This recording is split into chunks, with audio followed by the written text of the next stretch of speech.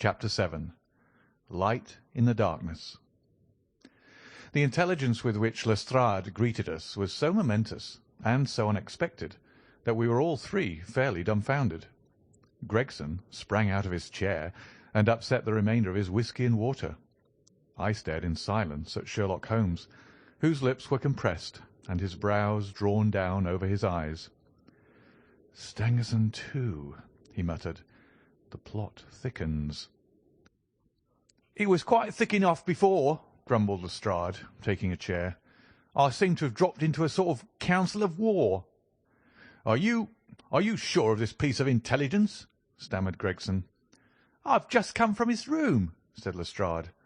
"I was the first to discover what had occurred." "We have been hearing Gregson's view of the matter," Holmes observed. "Would you mind letting us know what you have seen and done?" "I have no objection," Lestrade answered, seating himself.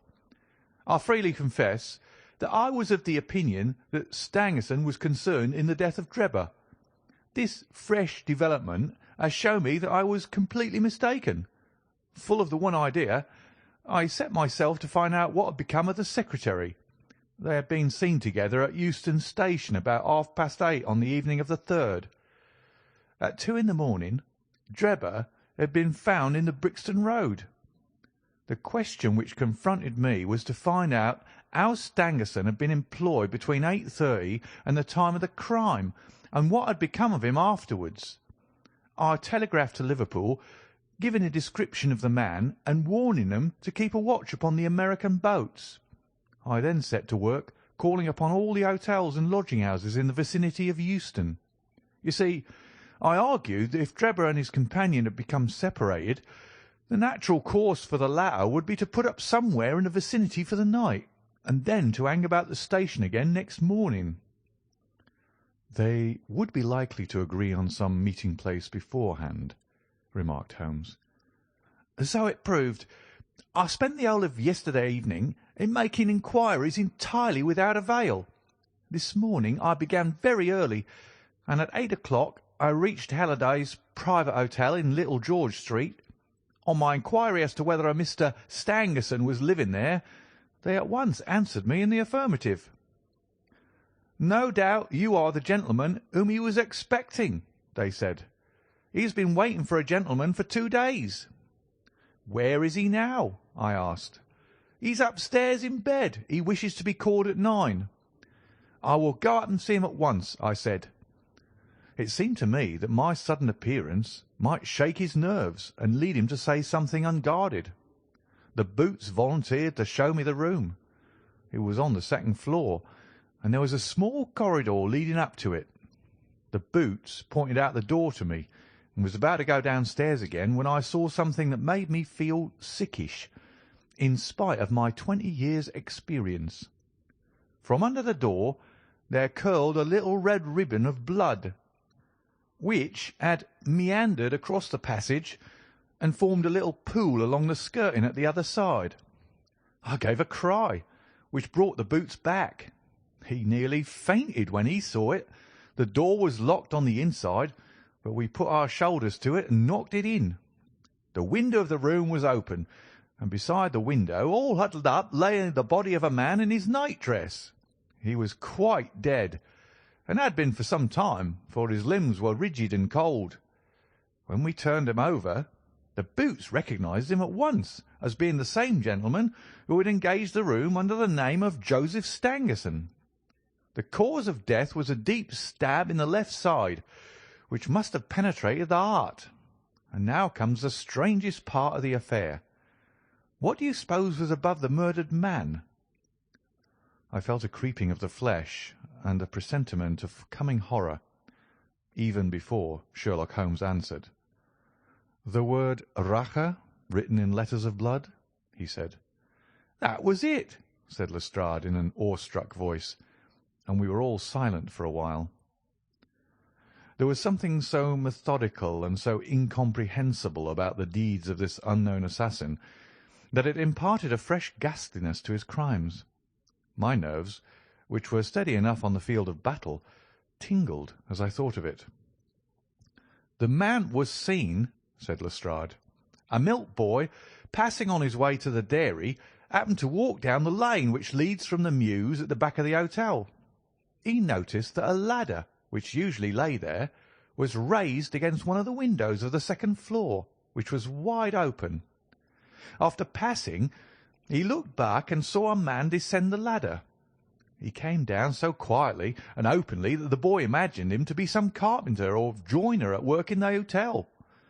He took no particular notice of him, beyond thinking in his own mind that it was early for him to be at work. He has an impression that the man was tall, had a reddish face, and was dressed in a long brownish coat. He must have stayed in the room some little time after the murder, for we found blood-stained water in the basin, where he'd washed his hands, and marks on the sheets, where he deliberately wiped his knife. I glanced at Holmes on hearing the description of the murderer, which tallied so exactly with his own. There was, however, no trace of exultation or satisfaction upon his face. "Did you find nothing in the room which could furnish a clue to the murderer?" he asked. "Nothing. Stangerson had Drebber's purse in his pocket, but it seems that this was usual, as he did all the paying. There was 80-odd pounds in it, but nothing had been taken.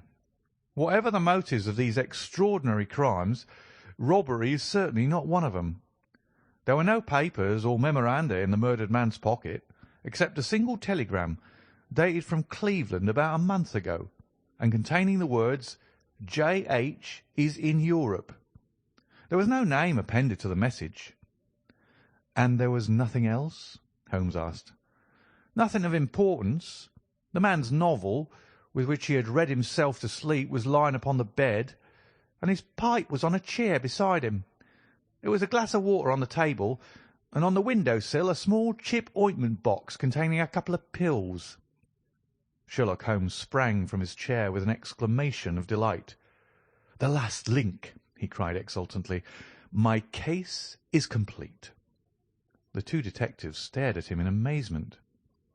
"I have now in my hands," my companion said confidently, "all the threads which have formed such a tangle. There are, of course, details to be filled in, but I am as certain of all the main facts, from the time that Drebber parted from Stangerson at the station up to the discovery of the body of the latter, as if I had seen them with my own eyes.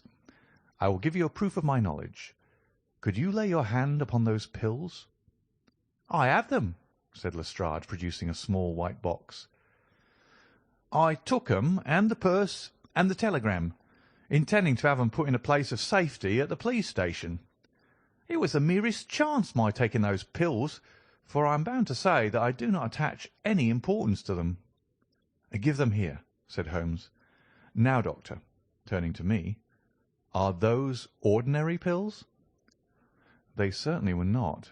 They were of a pearly grey colour, small, round, and almost transparent against the light. "From their lightness and transparency, I should imagine that they are soluble in water," I remarked.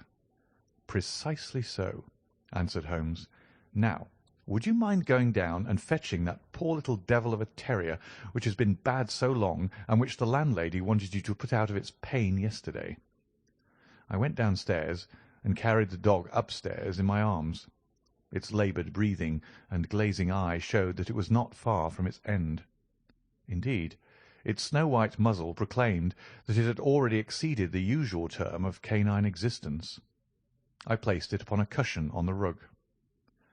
"I will now cut one of these pills in two," said Holmes, and drawing his penknife, he suited the action to the word. "One half we return into the box for future purposes. The other half I will place in this wine-glass, in which is a teaspoonful of water. You perceive that our friend, the doctor, is right, and that it readily dissolves."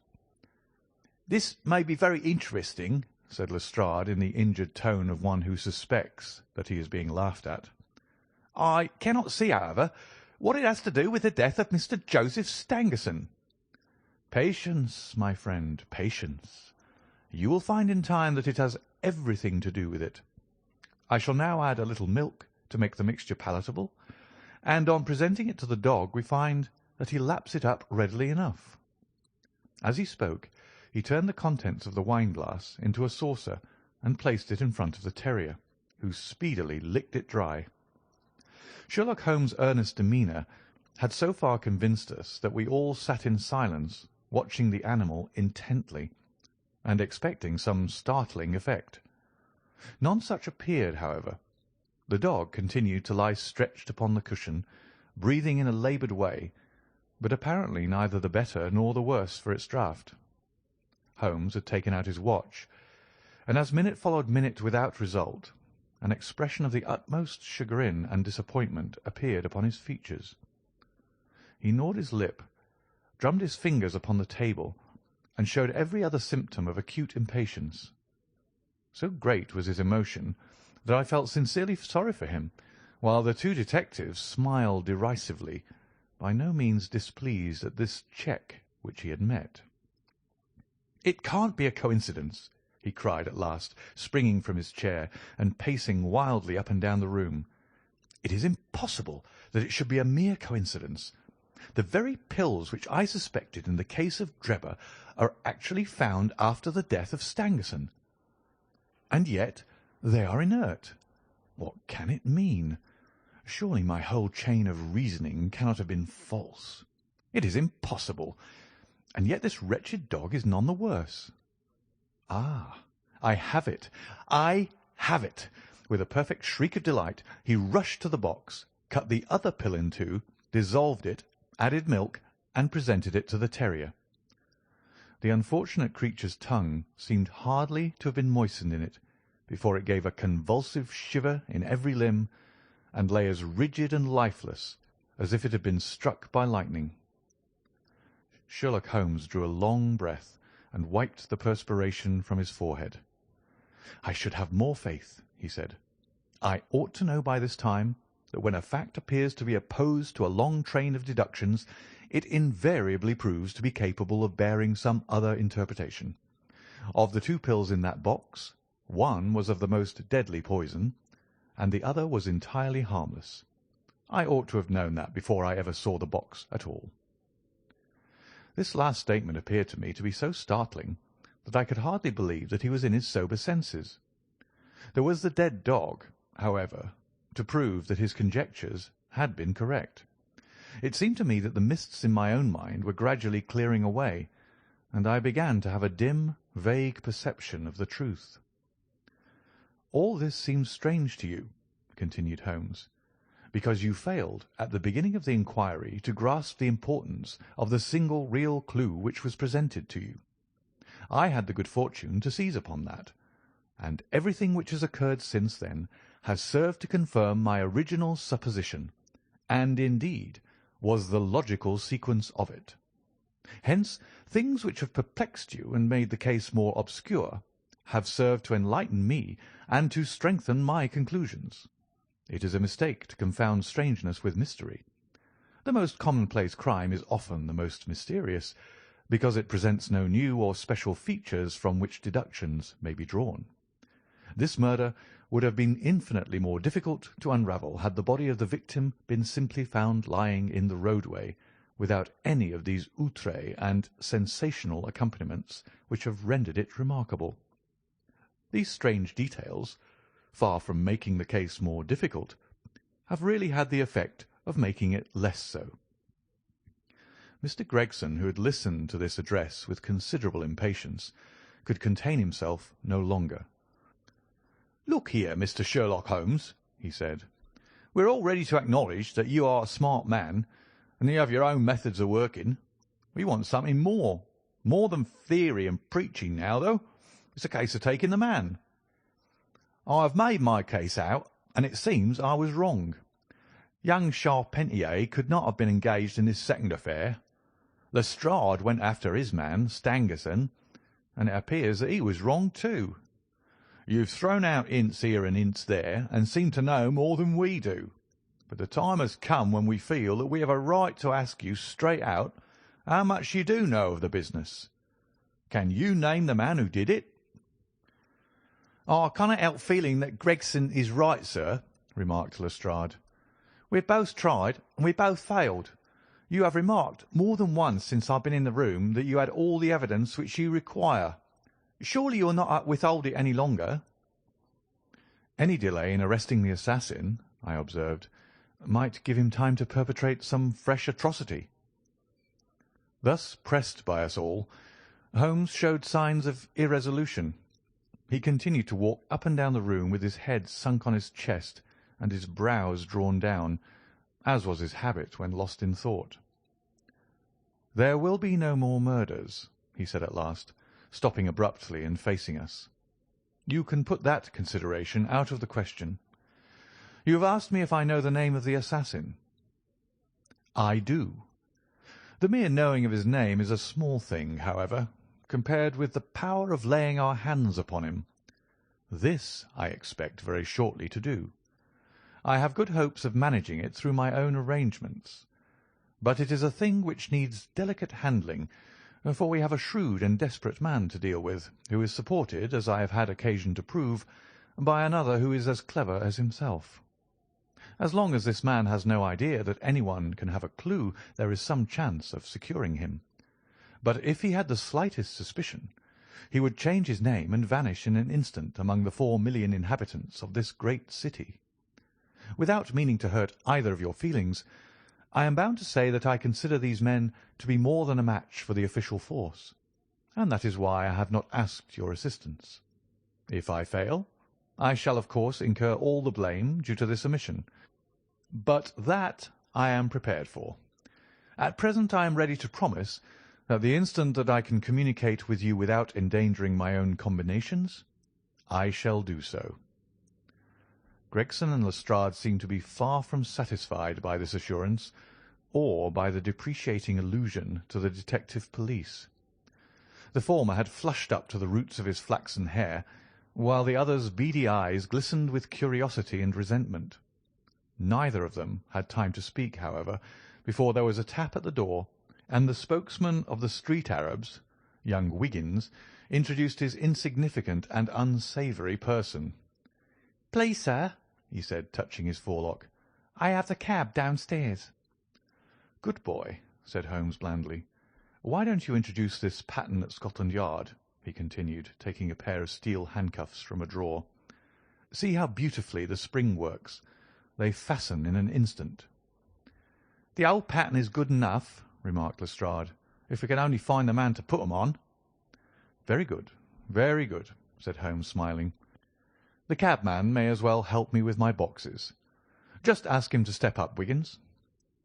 I was surprised to find my companion speaking as though he were about to set out on a journey, since he had not said anything to me about it. There was a small portmanteau in the room, and this he pulled out and began to strap. He was busily engaged at it when the cabman entered the room. "Just give me a help with this buckle, cabman," he said, kneeling over his task and never turning his head. The fellow came forward with a somewhat sullen, defiant air, and put down his hands to assist. At that instant there was a sharp click, the jangling of metal, and Sherlock Holmes sprang to his feet again. "Gentlemen," he cried with flashing eyes, "let me introduce you to Mr. Jefferson Hope, the murderer of Enoch Drebber and of Joseph Stangerson." The whole thing occurred in a moment, so quickly that I had no time to realize it. I have a vivid recollection of that instant, of Holmes's triumphant expression and the ring of his voice, of the cabman's dazed, savage face as he glared at the glittering handcuffs, which had appeared as if by magic upon his wrists. For a second or two we might have been a group of statues. Then, with an inarticulate roar of fury, the prisoner wrenched himself free from Holmes's grasp and hurled himself through the window. Woodwork and glass gave way before him, but before he got quite through, Gregson, Lestrade, and Holmes sprang upon him like so many staghounds. He was dragged back into the room, and then commenced a terrific conflict. So powerful and so fierce was he that the four of us were shaken off again and again. He appeared to have the convulsive strength of a man in an epileptic fit. His face and hands were terribly mangled by his passage through the glass, but loss of blood had no effect in diminishing his resistance. It was not until Lestrade succeeded in getting his hand inside his neckcloth and half strangling him that we made him realize that his struggles were of no avail. and even then we felt no security until we had pinioned his feet as well as his hands. That done, we rose to our feet, breathless and panting. "We have his cab," said Sherlock Holmes. "It will serve to take him to Scotland Yard. And now, gentlemen," he continued with a pleasant smile, "we have reached the end of our little mystery. You are very welcome to put any questions that you like to me now, and there is no danger that I will refuse to answer them." End of Chapter 7 and Part 1.